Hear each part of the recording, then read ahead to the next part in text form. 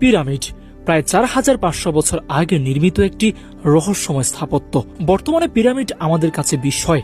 বিজ্ঞানীরাও পারেননি এই রহস্যের কোনো সমাধান করতে। প্রাচীন মিশরীয়রা পুনর্জন্মে বিশ্বাসী ছিলেন। তারা বিশ্বাস করত মৃত্যু পরবর্তী জগতে ধন দৌলত এবং অন্যান্য জাগতিক বিষয়ের প্রয়োজন হবে। পিরামিড সাধারণত ফারাওদের মৃতদেহ সংরক্ষণ করার জন্য নির্মিত হতো। মিশরে প্রায় 138টি পিরামিডের সন্ধান পাওয়া গেছে। সবচেয়ে বড় পিরামিডটি হচ্ছে গিজা মালভূমিতে অবস্থিত খুফুর পিরামিড। 6টি ফুটবল মাঠের সমান এবং উচ্চতায় 42 তলা উঁচু বিল্ডিং এর সমান এটির আয়তন। এই পিরামিডটি প্রায় 20 লক্ষ পাথরের ব্লক দ্বারা তৈরি।